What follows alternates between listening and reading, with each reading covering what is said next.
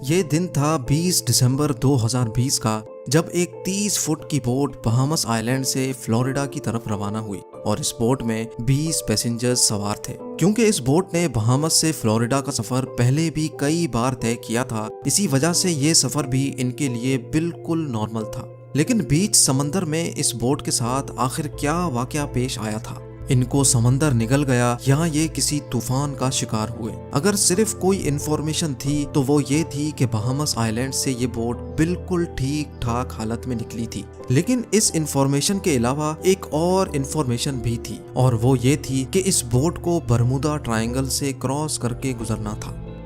जब American coast guards को इस बात का इल्म हुआ तो एक सर्च ऑपरेशन कंडक्ट किया गया, जो समंदर के उस हिस्से में पूरे 4 दिन और 4 रातों तक चलता रहा। लेकिन मजाल है कि उस बोट का एक भी हिस्सा मिला हो। ज़ेम टीवी के वीडियोस में एक बार फिर से खुशामदीद। नाजरीन, हम सब ने बरमूदा ट्रायंगल की कई स्टोरीज सुन रखी हैं। बरमूदा ट्रायंगल समंदर का एक बहुत बड़ा हिस्सा है जो असल में अटलांटिक ओशन में पाया जाता है। ये ट्रायंगल फ्लोरिडा से बरमूदा आइलैंड और फिर पोर्टो रिको से होकर वापस फ्लोरिडा पर खत्म होता है। इस बनने वाले ट्रायंगल का एरिया 8 लाख स्क्वायर किलोमीटर के बराबर है। यानी ये ट्रायंगल पाकिस्तान और टर्की से भी ज्यादा बड़ा है, जिसको कभी बरमूदा ट्रायंगल तो कभी डेविल्स ट्रायंगल भी कहा जाता है। ये ट्रायंगल अपने मिस्टीरियस फिनोमेना की वजह से पूरी दुनिया में बदनाम है, जहां से गुजरते वक्त शिप्स और एयरप्लेन्स का कांटेक्ट अपनी बेस स्टेशन से अचानक टूट जाता है और वो हमेशा हमेशा के लिए गायब हो जाते हैं। अभी तक शिप्स और एयरप्लेन्स की एक बहुत बड़ी तादाद इस ट्रायंगल में गुम हो चुकी है। आज तक इनमें से सिर्फ चंद शिप्स और एयरप्लेन्स का मलबा रिसर्चर्स को समंदर के बॉटम से मिला है, लेकिन वो भी उस जगह से नहीं जहां वो आखिरी बार रेडार पे शो हुए थे। जबकि दूसरों का तो ना मलबा मिला और ना ही इनके अंदर मौजूद लोगों का आज तक किसी को पता चल सका है। समंदर के इस हिस्से में ताकतवर वोर्टेक्स पाया जाता है या फिर यहाँ सी मॉन्स्टर्स और एलियंस का बसेरा है। आखिर बरमूदा ट्रायंगल में कुछ तो एबनॉर्मल जरूर है, जिसकी वजह से ना तो ये बड़ी से बड़ी कार्गो शिप्स को छोड़ता है और ना ही किसी जहाज को। यहाँ पेश आने वाली एबनॉर्मल एक्टिविटीज का एक्चुअल रीजन साइंसदानों को आखिरकार मिल चुका है। ये मामला शुरू हुआ था 1945 में, जब यूएस नेवी के 5 टॉर्पीडो बॉम्बर एयरक्राफ्ट्स एक मिशन पर निकले थे। उन 5 एयरक्राफ्ट्स में बैठे 14 लोगों के लिए ये बिल्कुल रूटीन प्रैक्टिस थी। लेकिन बरमूदा ट्रायंगल के एरिया में आते ही यूएस नेवी के रडार से वो 5 बॉम्बर तैयारे अचानक गायब हो गए, और वो भी एक साथ। क्योंकि उस वक्त वर्ल्ड वॉर 2 को खत्म हुए सिर्फ चंद महीने ही गुजरे थे, इसी वजह से यूएस नेवी का शक था कि शायद किसी दुश्मन ने उनके जहाजों को गिरा दिया है। उनकी तलाश में एक और नेवी एयरक्राफ्ट भेजा गया, लेकिन हैरत अंगेज तौर पे वो भी बरमूदा ट्रायंगल के एरिया में आते ही रडार से गायब हो गया। और इस तरह ना ही कभी उन 5 बॉम्बर एयरक्राफ्ट्स का और ना ही उस रेस्क्यू जहाज का कभी पता चल सका। यही वो वाकया था जिसके बाद दुनिया भर में बरमूदा ट्रायंगल को खौफ की निगाहों से देखा जाने लगा। लेकिन इस वाकये से तकरीबन 10 साल पहले कुछ ऐसा ही सीन एक और जहाज के साथ हुआ था, लेकिन खुशकिस्मती से वो अपनी जान बचाने में कामयाब हो गए थे।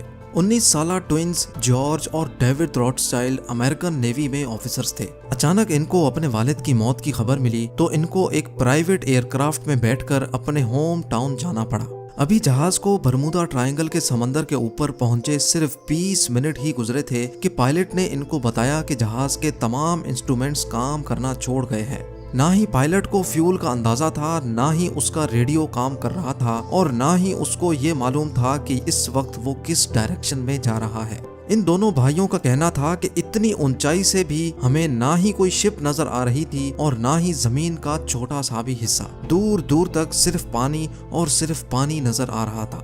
इतने में पायलट के पसीने छूटना शुरू हो गए और वो बेहोश हो गया। लेकिन खुशकिस्मती थी कि जहाज में को पायलट भी मौजूद था, जिसने जहाज का कंट्रोल संभाल लिया, और चंद घंटों की इस खौफनाक परवाज के बाद आखिरकार उनको जमीन नजर आ गई, जहां जहाज को इमरजेंसी लैंड कर लिया गया। कई सालों के बाद जब बरमूदा ट्रायंगल अपने मिस्टीरियस वाकयात की वजह से मशहूर हुआ, तब इन दोनों भाइयों को पता चला कि ये खुद इस चीज का शिकार हुए थे और खुशकिस्मती से बच भी गए।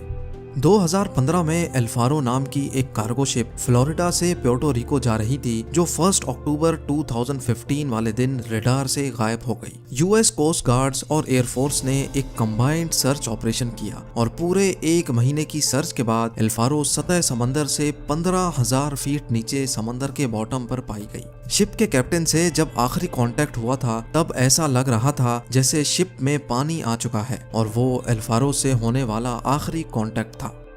23 फेब 2017 को टर्किश एयरलाइंस का एक जहाज फ्लाइट TK-183 क्यूबा के शहर हैवाना में लैंड करना था और इसी वजह से उसको बरमुदा ट्रायंगल के ऊपर से गुजरना पड़ा। लेकिन अचानक पायलट ने कंट्रोल टावर को रिपोर्ट किया कि जहाज बिल्कुल एबनॉर्मल बिहेव कर रहा है, जिसकी वजह से पायलट ने फौरन जहाज का रुख बदल दिया और हैवाना के बजाय डॉलेस एयरपोर्ट पर जहाज को लैंड कराकर 440 पैसेंजर्स की जान बचा दी। इस तरह के और कई इंसिडेंट्स बरमुदा ट्रायंगल की हदूद में पेश आ चुके हैं। कई तो इंसिडेंट्स रिपोर्ट हुए जिनकी लिस्ट विकिपीडिया पर मौजूद है, लेकिन चंद इंसिडेंट्स तो ऐसे भी थे जो आज तक कभी रिपोर्ट नहीं हुए। 1967 में क्रिसमस वाले दिन एक अमेरिकन बिजनेसमैन जिसका नाम बुर्राक था अपनी लग्जरी यॉट में मियामी बीच की सैर को निकला। लेकिन थोड़ी ही देर बाद बीच गार्ड्स को बुर्राक की कॉल आई और उसने बताया कि उसकी यॉट की किसी ठोस चीज से टक्कर हुई है। जब गार्ड्स वहां पहुंचे तो ना ही उनको कोई यॉट मिली और ना ही बुर्राक का कोई नामो निशान था। वला आलम समंदर में कौन सी चीज से उसकी टक्कर हुई थी, ये राज बुर्राक के साथ ही हमेशा के लिए दफन हो गया।